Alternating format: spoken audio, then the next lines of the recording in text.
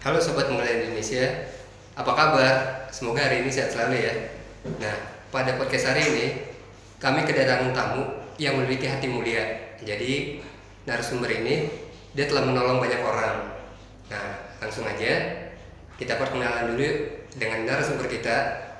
Ya Kak, sebelumnya boleh dikenalin dulu. Di sini. Halo. Kenalkan, nama aku Kenza. Aku usia 22 tahun. Sekarang kesibukannya masih kuliah, alhamdulillah. Di Jakarta ngambil jurusan hukum. Oke, jadi masih muda banget ya Kak ya? Alhamdulillah. Jadi di podcast kali ini, kakak tuh di bidang apa sih Kak? Oke. Jadi yang aku lagi sibuk sekarang atau aku geluti sekarang gitu kan. Alhamdulillah aku diamanahin jadi presiden di Yayasan Beasiswa 10.000 yang udah bergerak tuh selama 3 tahun enggak. Khususnya di bidang sosial dan pendidikan kayak gitu.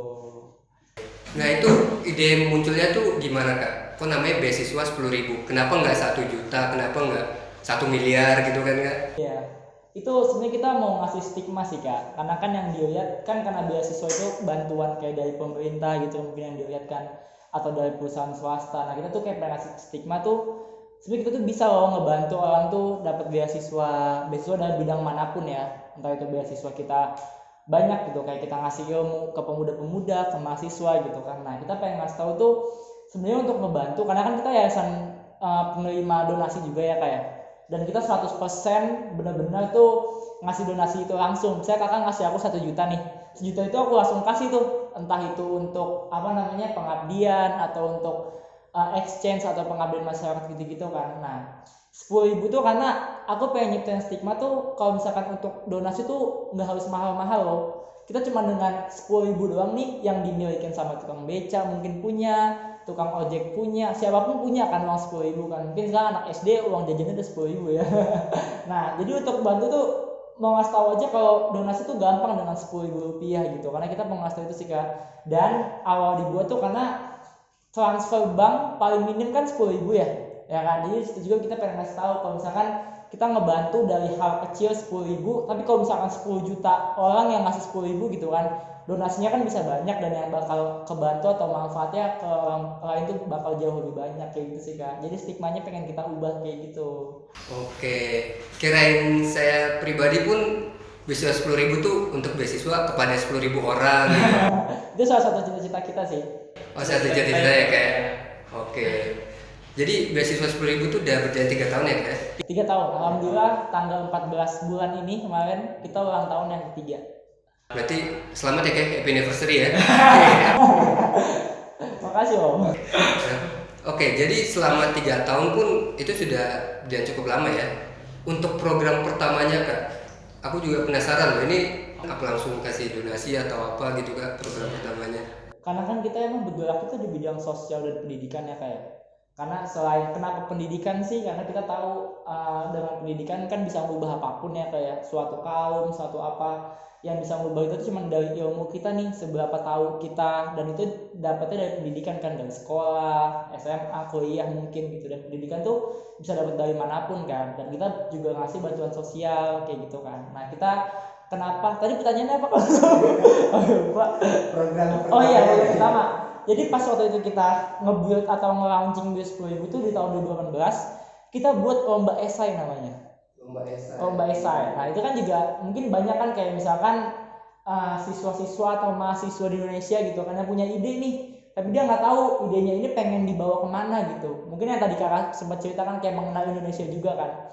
Kita salah satu kalau kan jadi media yang bisa nge-share ide itu kan. Nah kita tuh bukan nih lomba esai, mereka bisa ngapain nih mengubah Indonesia dengan idenya gitu kan, macam-macam Kak. Ada apa, pemuda tuh seharusnya begini kan, kita jadi banyak insight kan. Dan yang bagus-bagus tuh kita bisa nge-share tuh di media-media, entah di koran, di majalah segala macam kan. Nah dari lomba esai itu yang ikut sekitar tuh 2 ribuan kalau nggak salah yang ikut lomba itu Kak. Itu launching pertama kali kita lumayan gede waktu itu lomba esainya, dan hadiahnya ke London.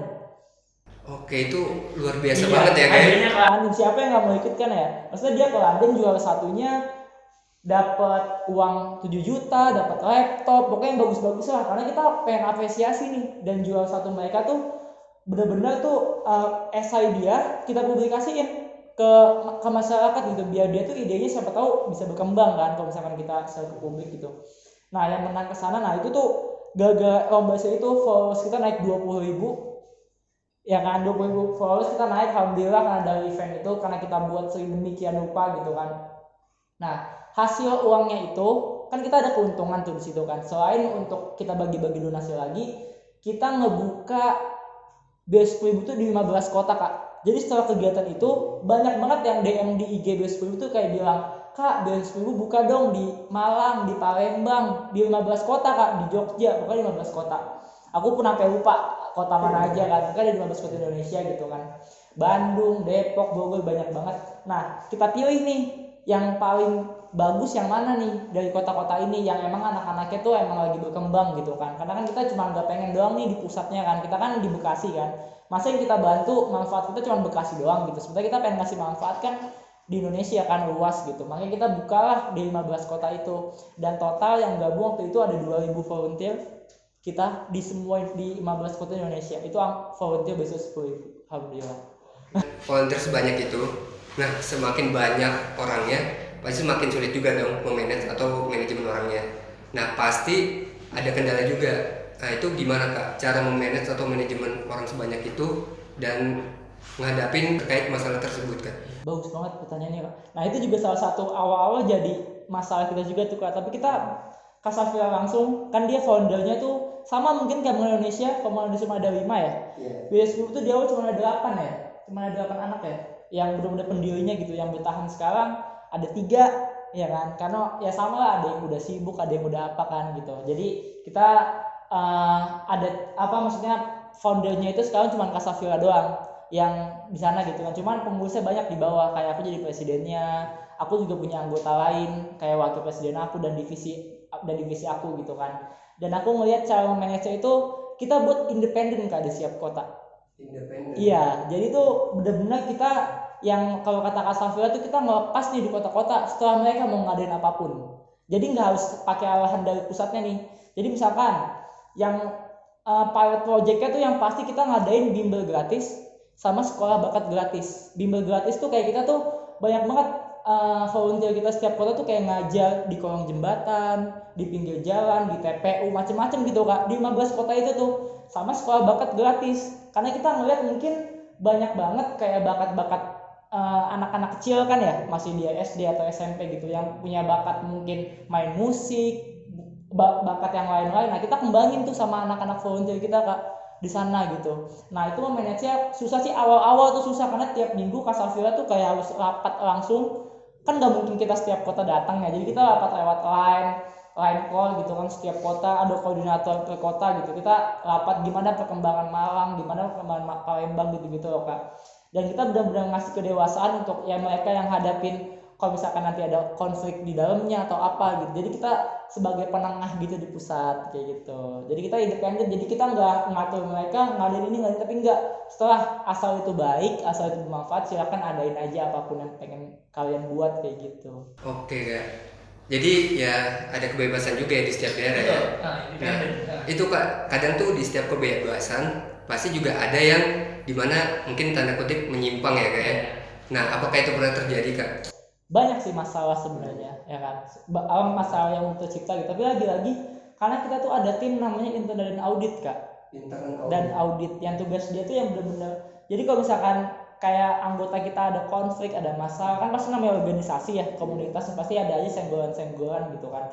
Nah biasanya itu tuh ya kita omongin baik-baik, entah dia cerita mungkin karena kan macam-macam ya, ada yang masalah keluarga, mungkin ada yang masalah karena nggak suka sama teman organisasinya, dan biasanya mereka ya bilang gitu. Tapi untuk masalah yang besar banget untuk saat ini sih alhamdulillah bisa ditanganin semua sih, dan alhamdulillah nggak ada yang gede banget gitu kan, jadi masih aman-aman aja lah sejauh ini gitu alhamdulillah. Karena baru 3 tahun juga kan, kedepannya nggak tahu deh.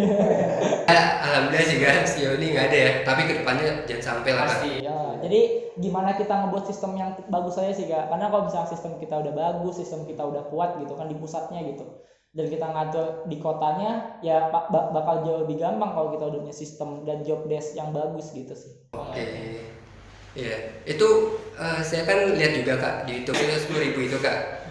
Itu ada kayak sidangnya gitu, ada presidium gitu. Itu Iya. buat apa ya Kak? Itu sebagaimana kayak kita OSIS SMA SMP gitu loh Kak. Kan harusnya ada kan kayak kita pengesahan kayak contoh kayak program contohnya kan. Kita program kita mau ngadain acara ini gimana, pada setuju nggak? Anggota-anggota kalau setuju ketok gitu-gitu kayak anak-anak SMA gitu. Nah kita masih pengen pakai sistem itu karena menurut kita itu masih efektif dan bagus kan sistem kayak gitu yang benar-benar tuh. Jadi yuk apa ya kayak rapat kerja koordinator gitu loh, rapat kerja benar-benar kayak sidang jadinya kan, benar tadi kakak bilang.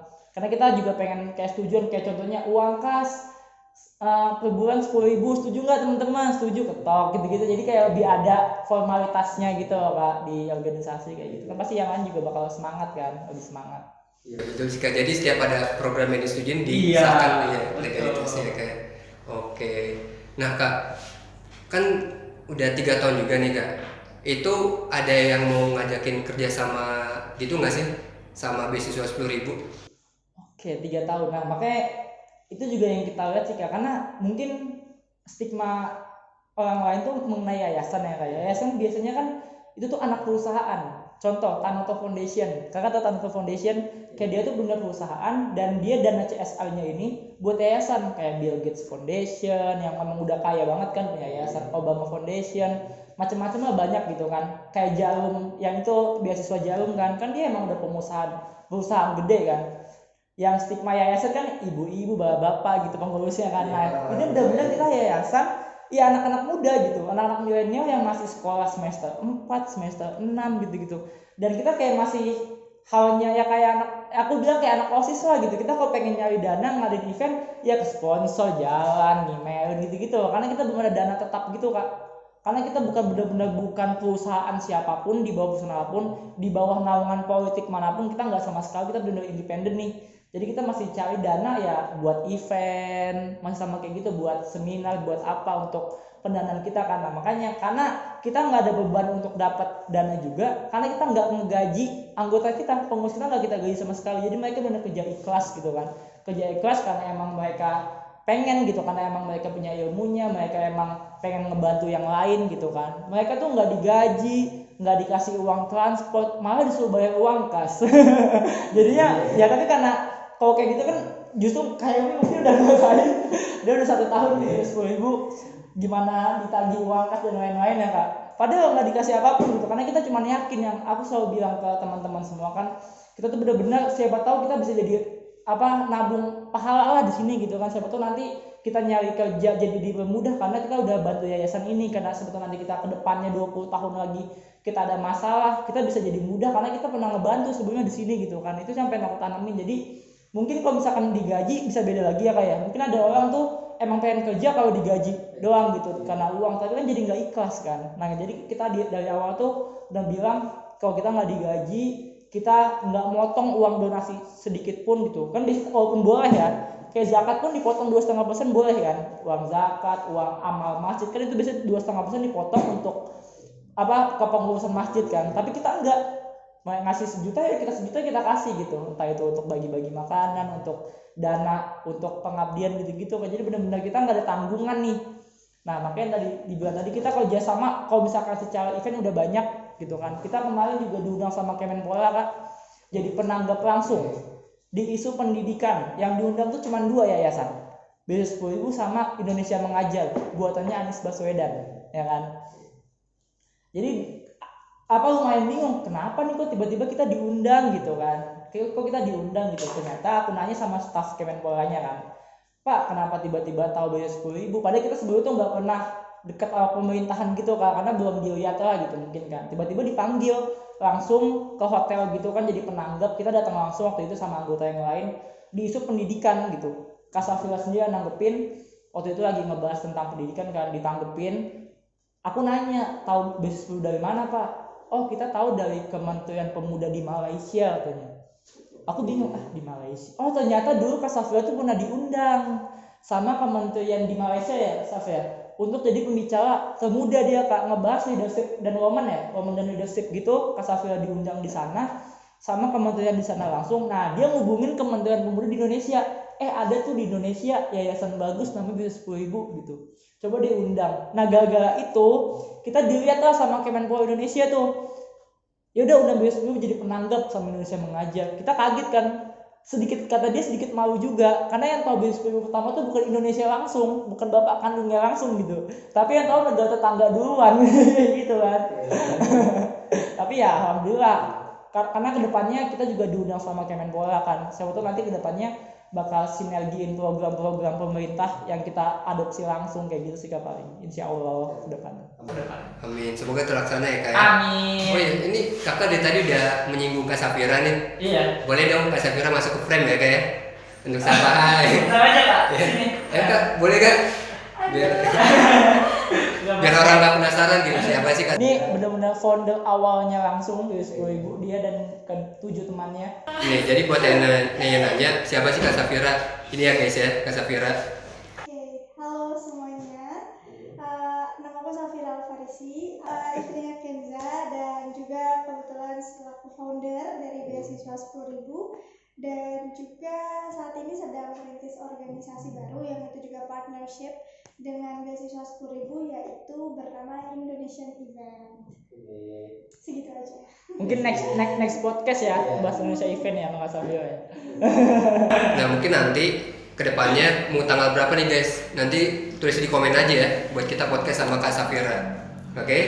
Oke, udah ini menghilang. Dadah. Boleh Kak? Dadah. Sini, sayang. Oke, dadah, terima kasih teman-teman. Bye-bye. Oke. Jadi lanjut ya Kak. Oke. Nah, tadi kan sempat dibahas juga nih yang ada ngembangin bakat-bakat orang-orang yang misal orang-orang di kolong jembatan ngajar kayak gitu. Nah itu dari mengajak merekanya tuh gimana sih Kak? Soalnya kan ya untuk orang-orang, maaf ya Kak, di kalangan bawah tuh agak sulit untuk diajak terkait yang baru-baru kayak tadi Kakak bilang baru program dan berapa tahun ini. Nah itu gimana sih Kak cara buat mengajak merekanya? Itu aku ngeliatnya masalah pendekatannya sih Kak, benar-benar harus diatur strateginya gitu kan. Karena satu, kalau betul kata kakak emang agak susah kan, karena mungkin lingkungannya udah kebiasaan yang main, yang emang mungkin udah dilatih sama orang tuanya untuk cari duit gitu kan, ngemis jadi pemulung segala macam gitu. Nah kita pendekatan, biasanya kita tuh nggak ngajak mereka ke suatu tempat, tapi kita yang datang ke tempat mereka. Makanya kita ke kolong jembatan tuh emang tempat main mereka tuh, dan kita pendekatannya kayak mungkin pendekatannya kita kasih makanan, kita kasih mainan gitu-gitu loh Kak. Nanti kalau misalkan udah ikut tes sama kita, nanti dikasih makanan gitu-gitu kan. Nah dia kan pasti awal-awal tuh senang tuh kan. Nanti kedepannya mungkin karena dia udah tau kakak-kakaknya baik, dia ngerasa ini bagus juga untuk mereka, dan mereka nanti mindsetnya bakal berubah kan. Oh ternyata kegiatan kayak gini emang asik. Jadi kedua ketiga ya udah mereka jadi mereka yang mau kayak gitu loh Kak. Jadi pendekatan di awal tuh benar-benar harus diinin banget. Karena aku udah pengabdian ke Kalimantan, ke Baduy, emang tipe anak-anak itu beda-beda. Anak-anak dulu kan mungkin sopan santunnya emang masih bagus kan, karena masih nggak budaya kan. Kalau jalan masih permisi depan orang tua dan ngomong apa masih saling tangan segala macam kan. Nah, mungkin sekarang berubah karena mungkin ada teknologi itu dampak negatifnya kan. Cuman kalau masih kayak di kampung-kampung gitu Kak, kayak aku di Antikong tuh anaknya masih baik-baik banget tuh, masih polos banget, nggak kenal teknologi, dia masih pengen diajak main, masih gampang diajak belajar, sekolah tuh masih gampang banget, masih enak gitu. Nah tergantung pendekatannya dari kita, setiap anak tuh punya karakter beda-beda. Nah gimana kita ngedekatin mereka gitu, oh mungkin ini anak perlu dikasih mainan dulu, oh mungkin dikasih mainan dulu gitu kan. Ya saya juga pernah Kak, jadi ada program, nah itu anak-anaknya tuh sulit diatur gitu Kak. Ya akhirnya kita kasih iming-iming dengan hadiah, ya udah akhirnya mereka nurut gitu. Nah di sejauh ini Kak, ya, ada nggak sih program yang berkelanjutan untuk kedepannya juga, sama apa sih next program yang mau dilaksanain buat terdekat ini? Karena kita bisa ngeliat pandeminya juga ya kayak, aduh pandemi itu udah benar semua rencana yang udah kita bangun tuh kayak jadi harus ganti jadi plan B semua nih gitu kan, diubah ke online semua karena kita mau ngalamin banyak banget Kak. Kalau sebenarnya kayak exchange pengabdian tuh itu emang program rutin kita setiap tahun Kak. Jadi kita tuh itu baru 2 tahun, jadi kita udah 2 kali kan. Kita pertama tuh langsung ke Antikong, perbatasan Indonesia Malaysia gitu kan. Nah kita tuh bener-bener satu banyak banget ternyata. Mereka tuh kayak negeri dongeng gitu kan di sana. Karena nggak ada sinyal, nggak ada apa. Jadi kita nggak bisa kontakkan lagi nih sama mereka, gitu kan. Sekarang bener-bener di situ nggak ada sinyal, nggak ada apa. Mereka warga yang juga nggak megang handphone kan. Jadi bener kayak kesana kayak hilang, aduh, kayak nggak bisa lagi kesana gitu. Karena susah banget mau kesana kak. Yang kita lihat pertama kali kita dapat Entikong tuh, kita tahu Kalimantan kan. Dia tuh biasanya ke desa itu lewat sungai, ya kan, lewat sungai perahu gitu kan. Aku pas rapat tuh mikir gitu, oh kita mau ke desa sini berarti lewat sungai ya, yang naik sampan kecil gitu ya. Iya, berapa ya bayarnya segala macam. Tiba-tiba di grup chat itu ada yang nyaut, inget film Anaconda nggak di Kalimantan?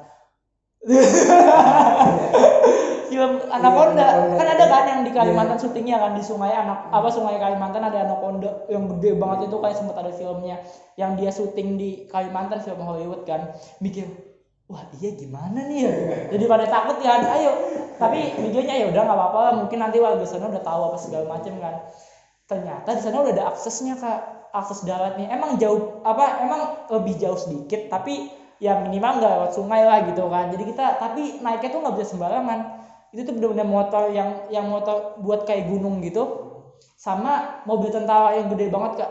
Mobil tentara yang gede banget, kita naik di belakangnya tuh, jadi harus lewat sana. Kalau yang mobil biasa tuh nggak bisa karena masih batu-batuan. Mungkin kakak pernah lihat kayak di jalan perbatasan yang lumpurnya tuh sampai tenggelam gitu mobil kalau lewat sana gitu kan. Nah kita benar lewat sana, cuman ada batu-batu. Temen aku di sana naik motor kan, pas pulang dia jatuh, luka-luka semua di sana karena benar-benar yang bisa naik situ warga sana doang yang udah ngerti jalannya kayak gimana kan. Nah contoh kayak pengabdian, kita ngadain namanya exchange itu kita udah lomba esai ke London sekali, lomba esai lagi ke Jerman sekali. Terus kita kemarin yang aku bilang tadi dari 5 negara yang ikut itu ke Korea Selatan, itu tahun 2018 pas banget mepet-mepet pandemi itu kan, tapi alhamdulillah belum gitu. Kita bisa nebangin ke sana. Dan itu sebenarnya tiap tahun kak. Tahun ini kita sebenarnya pengen ke Jepang tahun kemarin, tahun ini pengen ke Turki. Tapi karena pandemi kita gagal semua. Jadi kita ubah ke plan B. Ya udah kita yang online dulu kayak gitu. Tadi tuh kita semua udah denger ya guys ya penjelasan dari Kak Kenza ini. Nah, jadi Kak, apa sih Kak pesan buat milenial gitu?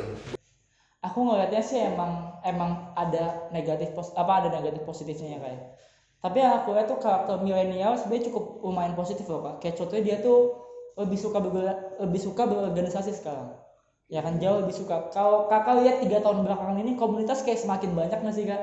Kayak banyak banget kan yayasan komunitas yang begitu online gitu, entah dari Instagram doang atau segala macam. Aku banyak banget yayasan atau komunitas sekarang yang lagi kebangun nih gitu kan. Nah aku ngeliat ini salah satu persiapan karena kita mau masuk itu kan bonus demografi kan, dimana usia produktif milenial tuh yang mayoritas gitu di atas 50%, yang semoga itu bisa ngebantu. Dan itu tuh nggak semua negara bisa dapat tuh kok bonus demografi, tapi saat Indonesia tuh masuk nih di tahun 2020 sampai tahun 2045 nanti persiapkan bonus demografi. Makanya aku senang banget makin banyak komunitas, makin banyak yayasan di sini kan. Pesan aku untuk milenial sih ya kak, karena alhamdulillah gitu kita ngelihatnya kita ikut beasiswa itu buat event buat apa, banyak juga cukup baik yang lumayan ikut gitu kan, yang ikut tuh lumayan banyak yang mau berpartisipasi gitu kan. Pokoknya yang ngelihat lah kita lagi bonus demografi nih kak, ini kesempatan kita anak-anak muda milenial, kembangin semua ide yang kalian punya, kembangin semua hal yang kalian bisa gitu. Sekarang apapun bisa jadi duit kak, apapun bisa jadi ide gitu kan.